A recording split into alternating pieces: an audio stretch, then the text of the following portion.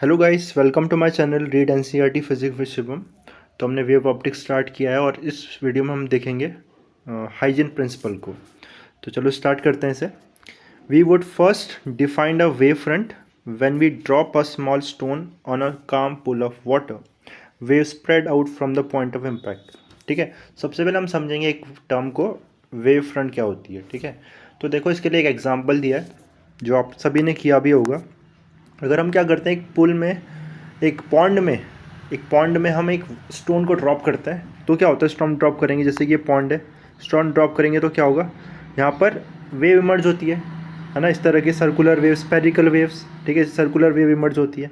Okay, तो और ये इमर्ज होती है, इनका साइज़ बढ़ता जाता है, सभी ने ऑब्जर्व किया है। ठीक है, तो देखो इसी की बात की है यहाँ। Every point on the surface start oscillating with time. ठीक है, और हर एक पॉइंट जो सरफेस का है वो ऑसिलेट करेगा टाइम के साथ। ठीक है, at any instant a photograph of the surface would show circular rings on which the disturbance is maximum.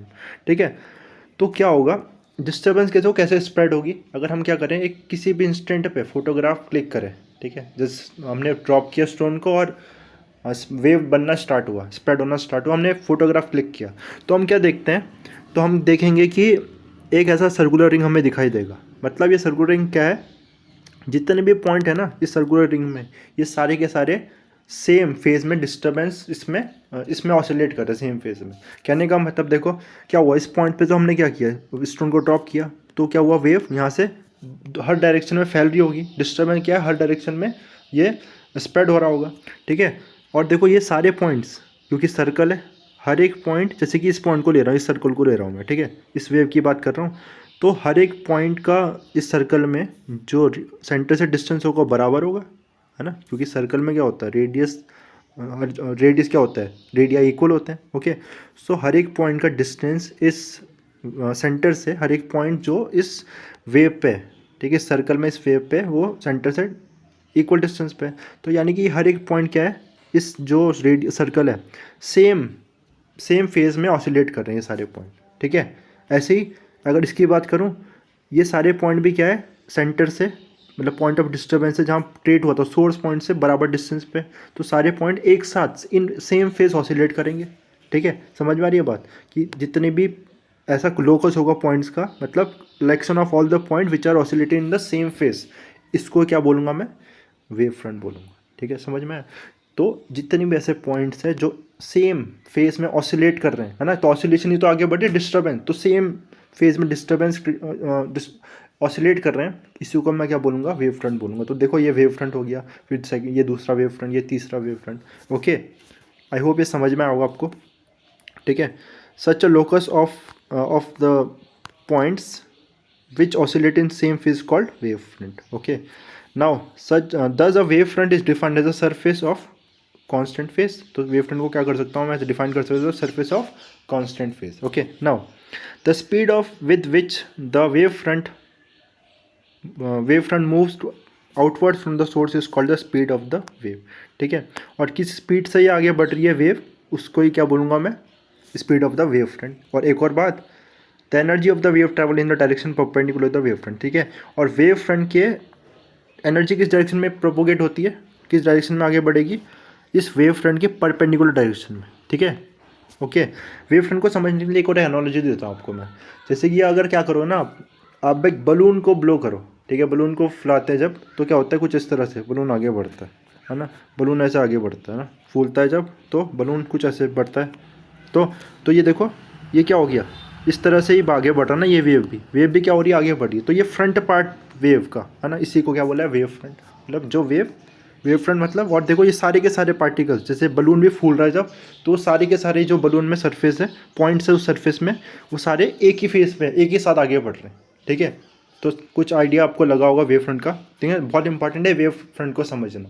ठीक है, ओके, नाउ इसके बाद, if we have a point source emitting waves uniformly in all directions, then the locus of a point which have the same amplitude and vibration in the same phase are pairs, and we have what is known as spherical wave. ठीक है, अगर हमारा क्या है, जैसे कि यहाँ पर भी था ना, अगर यहाँ नीचे भी देख सकते हैं वैसे तो, अगर जो हमारा पॉइंट जो सोर्स है जहाँ पर डिस्टर्बेंस क्रिएट हो रहा है वो क्या है, अगर वो पॉइंट सोर्स है तो उस केस में जो जो वेव फ्रंट बनेगी, ठीक है, वो कैसी बनेगी, वेव फ्रंट स्पेरिकल बनेगी, है ना, इस तरह से फैलेगी, वो स्पेरिकल बनेगी, ठीक है।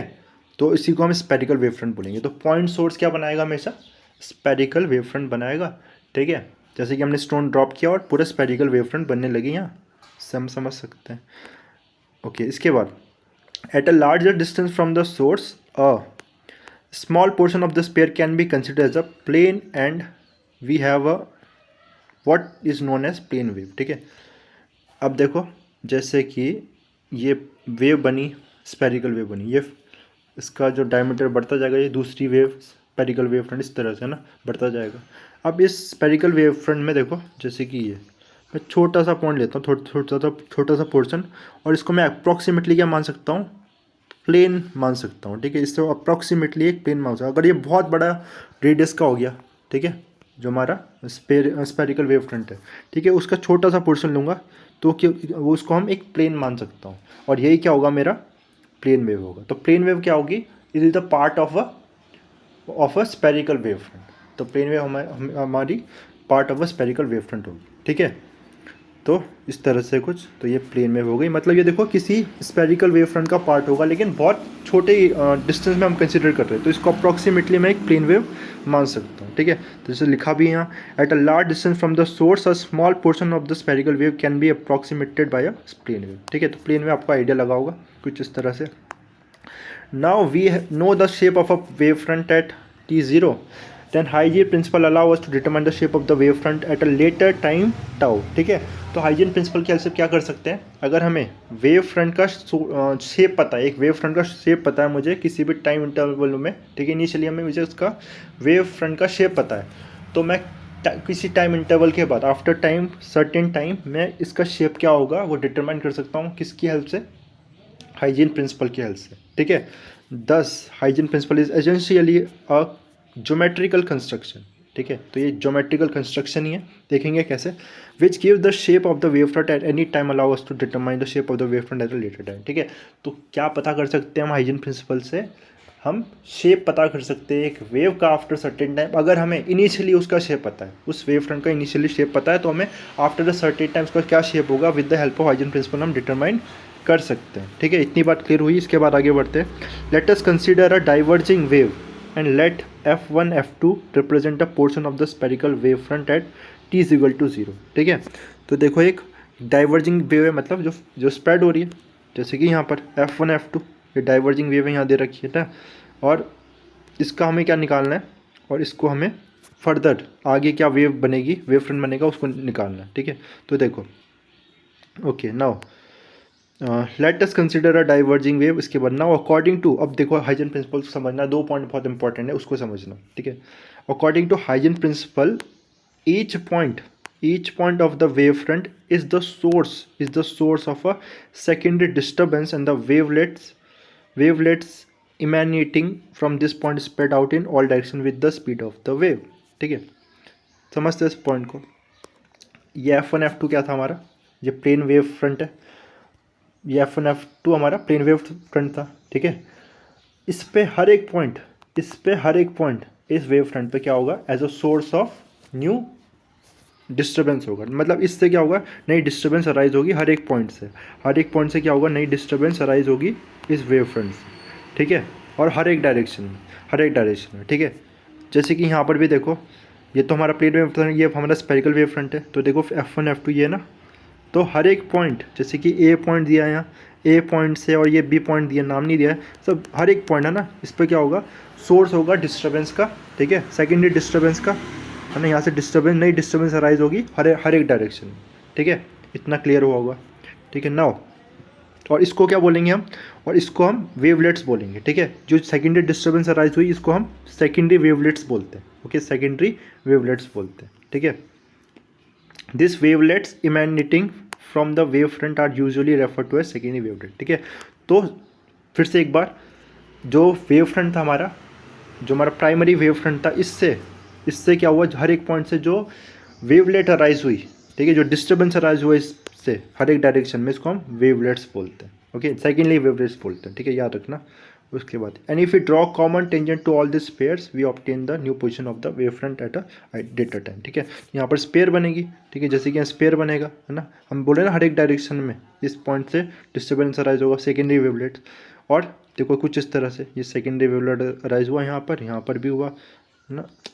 इसको बनाता हूँ यहाँ पर, है ना, हर एक पॉइंट से होगा, हर एक पॉइंट से। और इनसे मैं क्या बना दूँ, एक कॉमन टेंजेंट बना दूँ। जैसे इसका टेंजेंट, सबका टेंजेंट, कॉमन टेंजेंट बना दूँ सबके लिए। तो वो क्या दे देगा मुझे, वो दे देगा मुझे wave front at a after the certain time. ठीक है, position of the wave front of a later time, मतलब सेकेंडरी वेव फ्रंट दे देगा। ठीक है, जो दूसरा वेव फ्रंट होगा। ऐसे यहाँ पर भी देखो मैंने क्या किया, यहाँ पर ये बना दिया मैंने, हर एक पॉइंट पे सेकेंडरी वेवलेट बना दी। ठीक है, स्पेयर बनेंगे क्योंकि हर एक पॉइंट पे वो इक्वली स्प्रेड हो रहे हैं। किस स्पीड से स्प्रेड हो गए, जो स्पीड ऑफ वेव होगा। ठीक है, जो स्पीड ऑफ वेव होगा उसी स्पीड से स्प्रेड होंगे हर एक पॉइंट पे। ठीक है, और इनका कॉमन टेंशन बना दिया कुछ इस तरह से। ठीक है, कुछ इस तरह से मेरा क्या बन गया, ये सेकेंडरी वेव फ्रंट बन गया। ओके, नया वेव फ्रंट बन गया आफ्टर अ सर्टेन टाइम।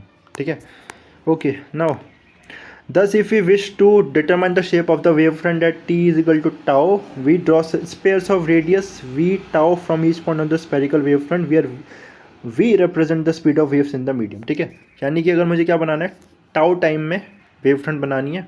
ठीक है, तो क्या करूँगा मैं, वी टाउ का रेडियस बनाऊंगा, वी टाउ रेडियस का स्पेयर्स बनाऊंगा। वी टाउ रेडियस मतलब वी क्या है इसमें, स्पीड ऑफ वेव, वी है स्पीड ऑफ वेव, और टाउ जिस टाइम पे मुझे बनाना है। वी इंटू टी क्या होता है, speed into time is distance. Okay, इतने जो हमारा रेडियस क्या आ गया, वी टाउ आ गया, इस रेडियस का मैं बनाऊंगा स्पेयर्स बनाऊंगा।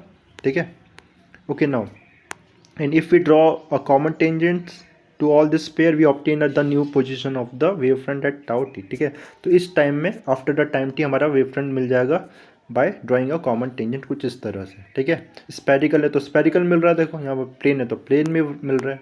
ठीक है, तो now the new wave front shown as G1 G2 in figure 10.2 is again spherical with point of the centre ना। देखो ये G1 G2 क्या है, स्पेरिकल वेव फ्रंट है। ओके, इसके बाद the upper model has one shortcoming.